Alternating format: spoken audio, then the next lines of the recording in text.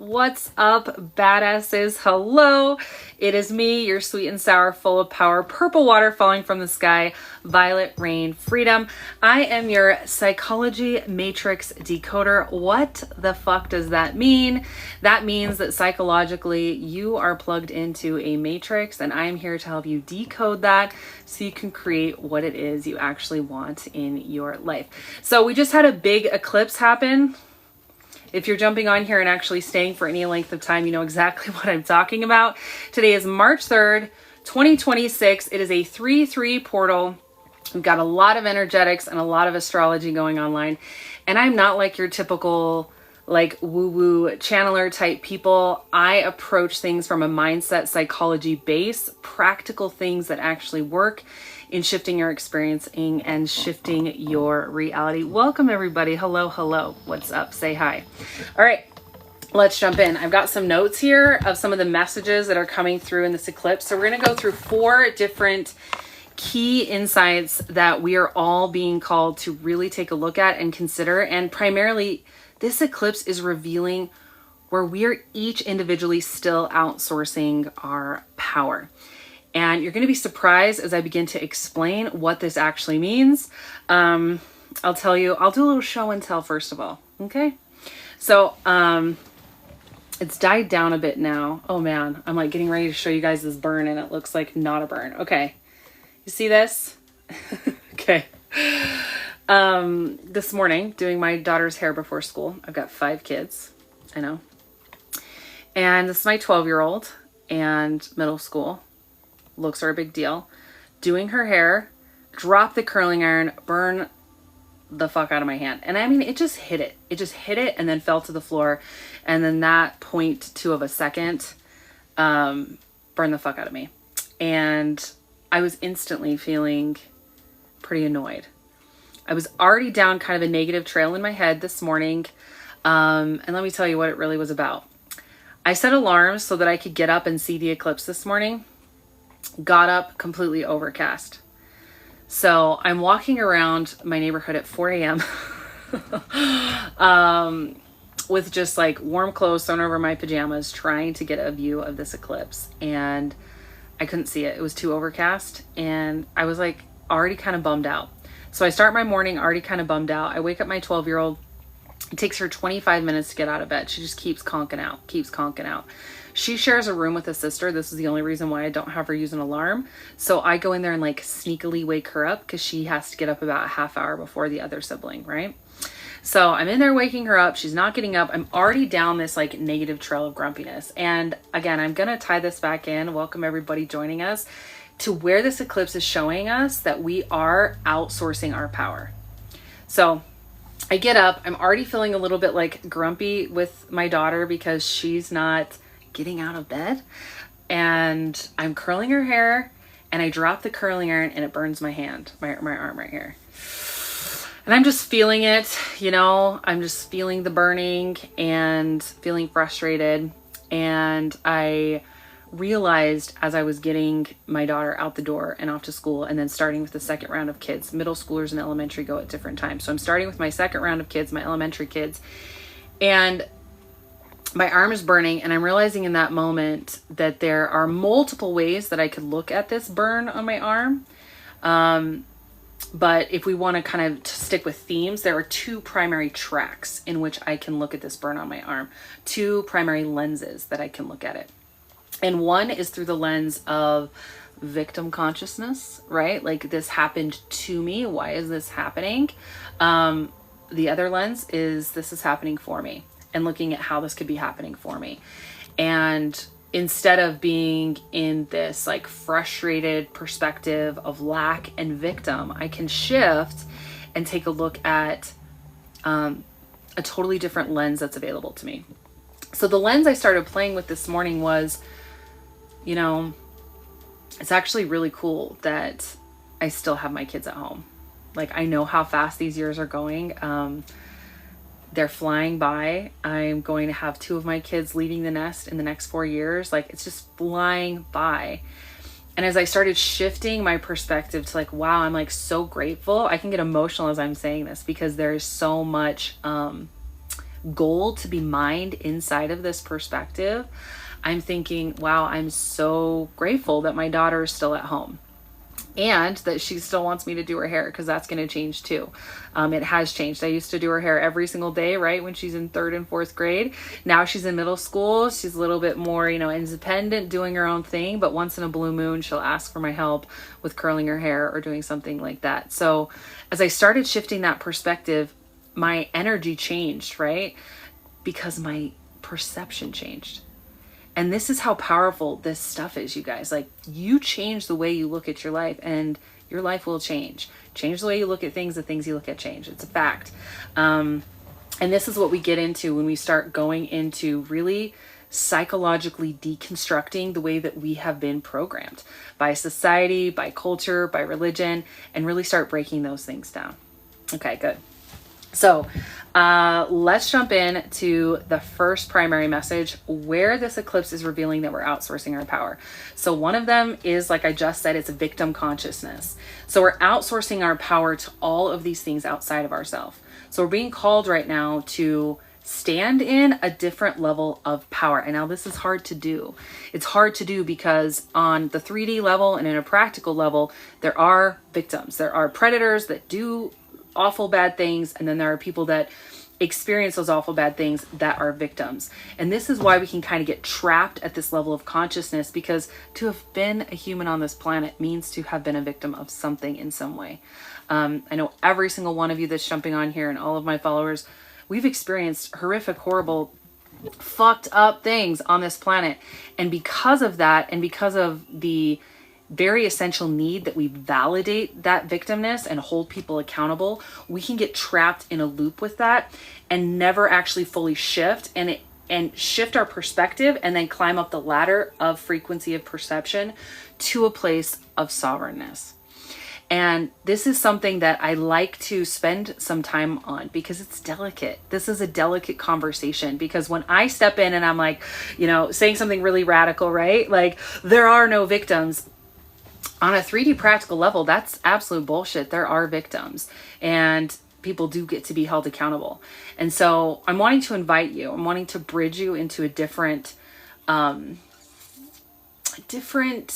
angle of conversation, where we're just kind of zooming out and looking at the interconnectedness of all things and finding where our power is in a situation. So I'm here to ask all of you, to invite all of you. And this is something I'm actively working on with you guys. I'm not like perfect, standing on some sort of pedestal preaching or any bullshit like that. I'm actively in the trenches doing this work, just like I was explaining to you guys about this burn I got on my arm this morning, curling my daughter's hair. It's a moment to moment choice, right? There's always these two main tracks. Like, there's lots of shades of gray in between, right? But there's these two main camps that we can step into, which is like, things are happening to me, things are happening for me, right? Like, I'm a victim and like life's just, happening, or like life's happening through me and I'm here co-creating actively with this space. So, yeah, let's keep down this trail and stay with me, you guys, on this, because if you can identify these subtle distinctions in the way that your brain is processing what you're experiencing, your entire experience and power will change. So one of my mentors I worked with in the past, his name is Jeffrey. He used this example when talking about responsibility, because I'm here to invite you all to a radical level of responsibility. This is how we shift the trajectory of humanity. That sounds kind of airy-fairy and really big, but what I do with my clients is we come in on a very practical level. We decode where you're plugged in psychologically to the matrix, right? We break those things down, we deconstruct that, get you back lined up in your power, and then you're a conscious creator. And when we all are doing that collectively, the entire frequency of humanity up levels, right? It's pretty powerful. So in order to get to that place, one of the stair steps, after we've already held people accountable for the fucked up things they've done, right? After we've already put in healthy boundaries in place, we've validated people who have been mistreated, we start walking up the bridge to taking a form of radical responsibility. Now, when I say radical responsibility, a lot of people psychologically, right, have had that hijacked into equaling accountability. Accountability. Now, this is something that we get to break down, because if I come in and I say, okay, we need to take radical responsibility, and your brain says accountability, there's going to be an immediate pushback inside of your brain. What's going to happen is your protective instincts for defending yourself, for your honor, for your integrity will rise up and be like, whoa, whoa, whoa, whoa, whoa. Like, it is not my fault that this person, you know, whatever it was, punched me in the face, stole my car, fired me, like whatever those things are. So again, responsibility and accountability are different. And this is the example my mentor used. I loved. It was so good. He basically said, if you go onto an elevator, okay, let's say you get onto an elevator, you're all by yourself, okay? And you get onto this elevator and there's a man there that is collapsed and unconscious, right? In that moment, you have zero accountability. Like, you did not cause this person to be here. This is a random citizen. You are not involved. But in this moment, you have responsibility, which is the ability to respond, right? It's the ability to respond in that moment.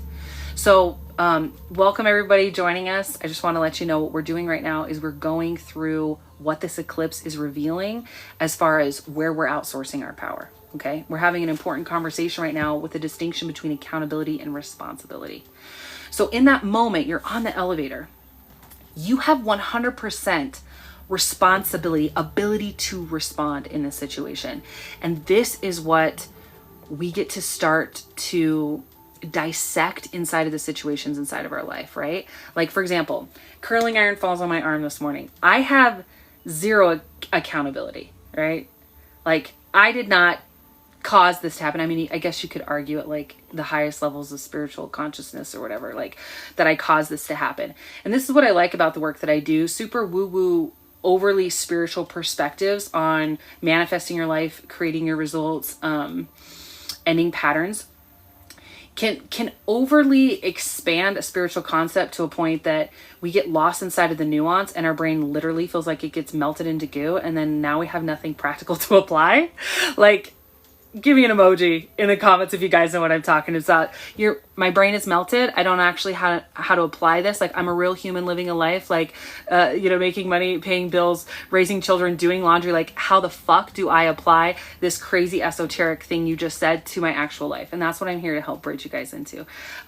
This is what I believe is my absolute gift of being able to take those overly complicated, fanciful things and like, let's make it practical, right? So I got burned.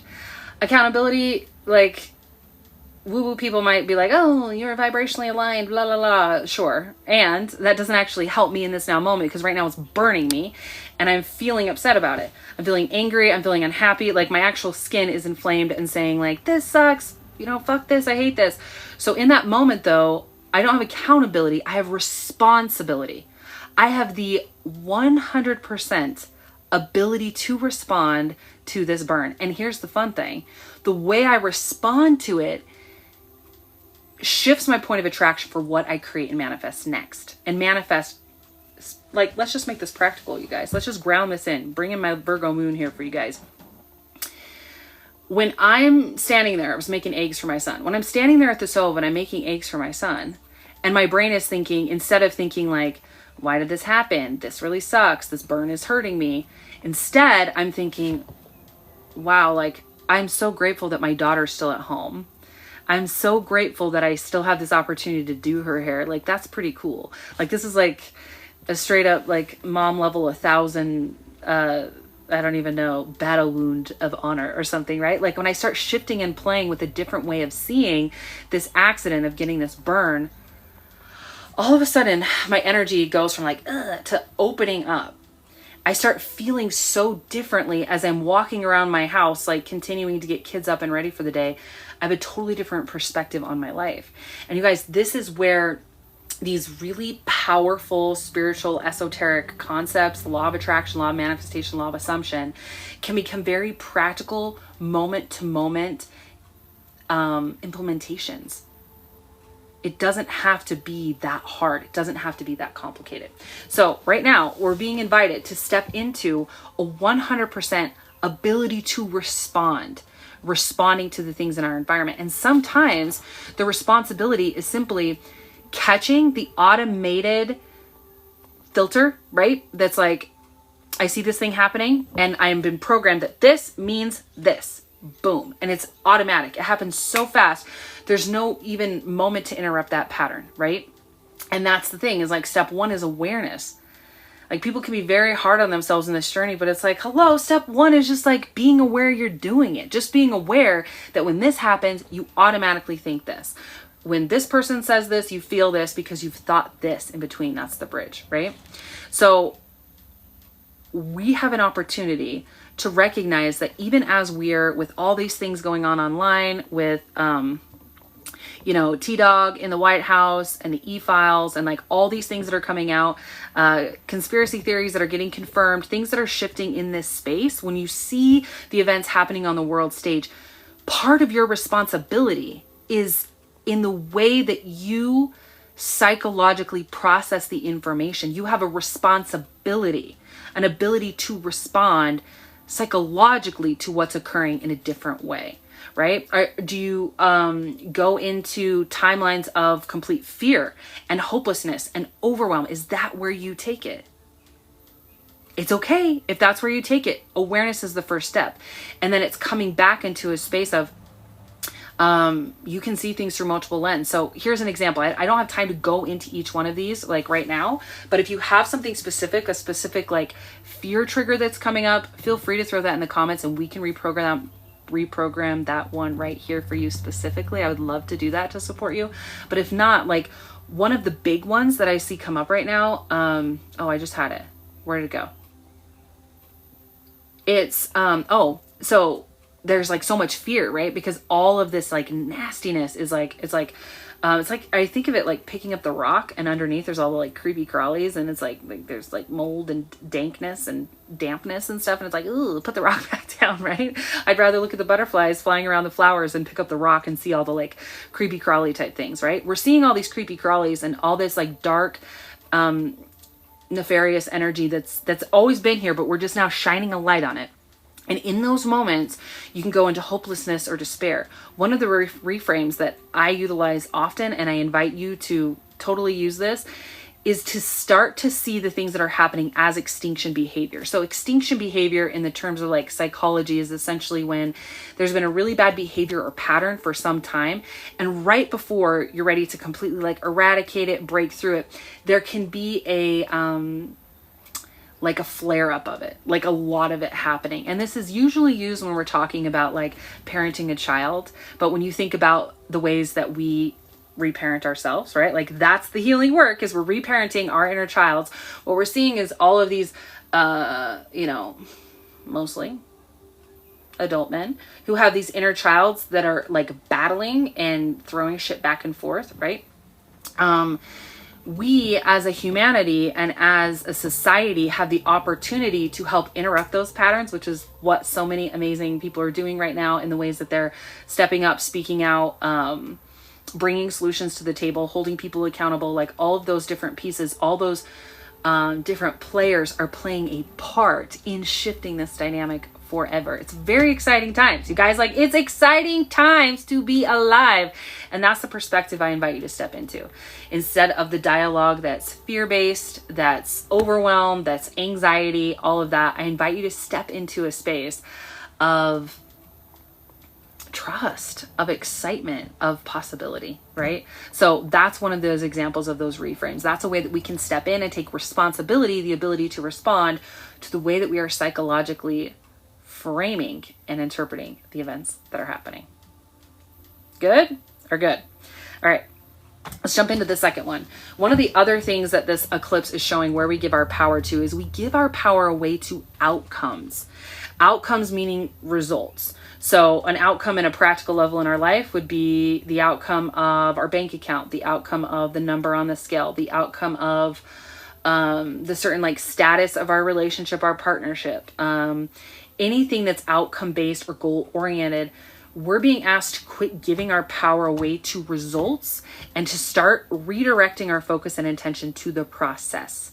So that is focusing on the be, who you are being, versus what you are doing, right? So, when we go into so hyper-focused on the outcome, I'm gonna use the example of weight loss, okay? If someone is so obsessed with the outcome of weight loss, but they're not focused on the process, AKA the lifestyle, then they are going to be willing to take shortcuts, they're gonna be willing to manipulate, they're gonna be willing to do all of these things because they're so attached to the outcome.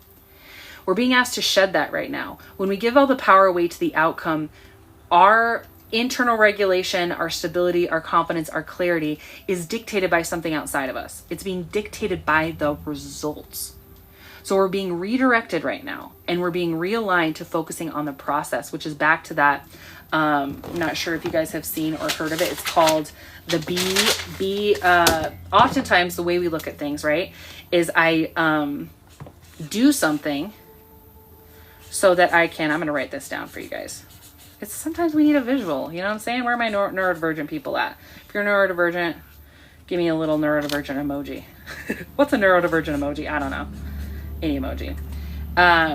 So oftentimes the world operates, this can be reversed for you guys possibly.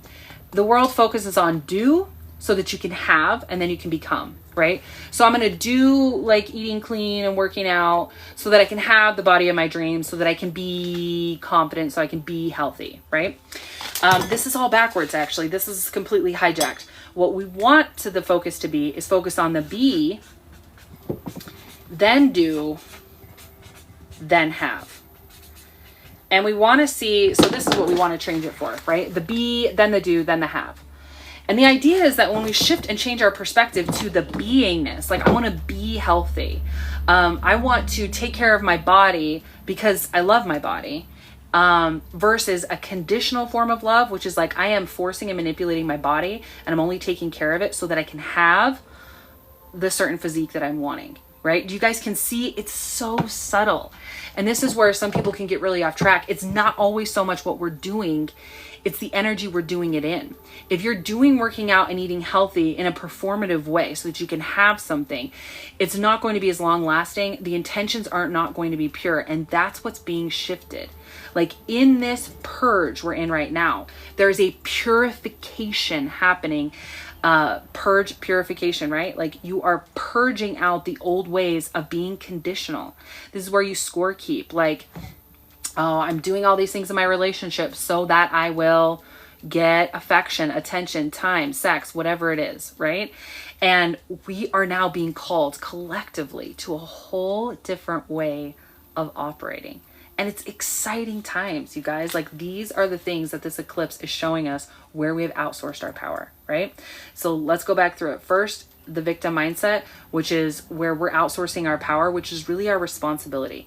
Take back responsibility. That's the remedy to that. The second one is, you guys, being so outcome obsessed versus being process focused, being focused on who you are becoming and being in every moment to moment interaction, as opposed to being so obsessed with the outcome, right? We will step into in a dangerous way that the ends justify the means. A lot of people are out there pushing that right now. Like a lot of people that are making abusive uses of power okay are operating from the ends justify the means. But the truth is we can't control the ends, and that's where people get off. We can't ultimately control outcomes. I can do everything I can to create an environment that is most likely going to give me the outcome of like losing weight, for example, but I can't control that. And that's where we get out of alignment. That's where we are not in our lane of what we're actually here to control, which is the beingness coming from who you are being, and those processes filtering into the doing from an unconditional space of love to then have the motherfucking results you want. Am I right? Good stuff. All right, let's move on to 3. The third place that we've been outsourcing power is through codependency, which essentially looks like, and a lot of healers, I know a lot of you that are here watching this content, whether it's here or on my other platforms, you're leaders, you're influencers, you make an impact. Like when you do things, say things, there are ripple effects that are really profound and powerful. And when you are in positions like that, and you've been here caring about the evolution of humanity and caring about individual healing, you can develop forms of toxic empathy, where you start absorbing and taking on how other people feel. And this is tricky because this experience with codependency has us slip into that second thing I was talking about, which is being outcome focused, right? When you're in a codependent space, codependency says like, I can't feel okay or be good inside of myself unless everyone else is happy, right? And so that's an opportunity right there. If you can catch those moments, that's an opportunity to shift the responsibility back inward, step into your sovereignty, and then consciously create from that space. So we're being asked to purge this right now, to identify and recognize where we people please. And people please is just a really sly form of manipulation. It's a conditional form of love. Like, I'll do this if you do that, right? I caught myself doing this weekend with my wife. It was like, okay, I'm going to do all of these things to try to get this outcome of her feeling happy or feeling good or feeling better or feeling whatever it was. And I caught myself, I was catching myself, I think it was Sunday or night or Sunday morning, I was journaling and I was like, holy shit. How manipulative and sneaky. Like, I'm being all loving and supportive, wanting some sort of payback or not payback. What's the word? Like kickback, right? Like, I'm going to get some sort of reward or I'm going to get something out of this. And, that's not really how it works. And we're being asked to purge that more than ever before. These are the places that this eclipse is showing us where we are outsourcing our power, right? All right. And the fourth and final one, this is an interesting one. So one of the ways that we are outsourcing our power is actually in the way that we view our life. And so stay with me for this. Stay with me for a minute. So do you remember like English class? This was probably like 8th or 9th grade for the US people here. You start learning about, no, it's probably sooner than that. No, it's like points of perspective review where you can be like first person or third person, like when you're writing. It's similar to that. Are you writing and experiencing and living from first person energy? Are you experiencing and filtering the joy of your life, the quality of your life from an external source? Does that make sense? Like, are you driving your car from the lens of what other people would think of it or how other people perceive it? Are you making decisions and moves and presenting yourself based on posturing in performance for how other people are going to perceive you? Or are you truly aligned in your authentic expression? And here's the key with this. In order to truly live from and come from genuine authenticity, you guys, we have to fall in love with what it means to be the unique, rare expression of ourselves. So it's like there's never before been another one of you, ever. There you could have a doppelganger, you could have siblings, you could have friends that are similar to you, but there's never been a you that sees things the way that you see things, that jokes the way that you joke, that goes silent the way you go silent, that sees the world the way you see the world, that prefers things the way that you prefer them. And all those different little tiny components, all those different little like key codes that are what makes you uniquely you, your unique essence, your unique flavor is so fucking cool. Like when you guys think about it, like when we stop and think about the uniqueness of the you-ness of you, that is what we are being called and invited to fall in love with, which leads us into a whole nother conversation around the way that we tell the story of our life. Are you telling the story of your life as, some random peasant in the sea of people that is this planet? Or do you tell your story from a first person point of view? It's like all the stories that we loved to read growing up. Like, what makes these characters so legendary is that you're seeing and living through their eyes, and you're seeing like their mission and their purpose through this unique little sliver of a life that's theirs. And because they're telling the story from their perception, like, it's legendary. You're there for the hero's journey. Okay?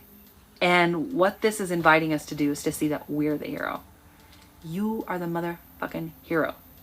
You are. So write that story. Make it legendary. Fall in love with the mythology of what it is that you're creating, right? Like, I can do this I can do this with myself. I can just be like, oh, I'm just, this average person doing these average things in an average life in an average day. Or I can dig into like the truly epic curses that I'm breaking just by living as myself on this planet. As an ex-Mormon, non-binary, lesbian woman in Utah. Whoa! Just right there, just stating that in that way and choosing to see it from a lens of the legendary mythological things that I am doing. It starts changing that perspective from looking at my life from the outside in to looking at my life from the inside out. And that's what we're being invited to do. To really fall in love. Like, that sounds so cheesy. Like, don't you know? I know that sounds cheesy, but that is truly what it is.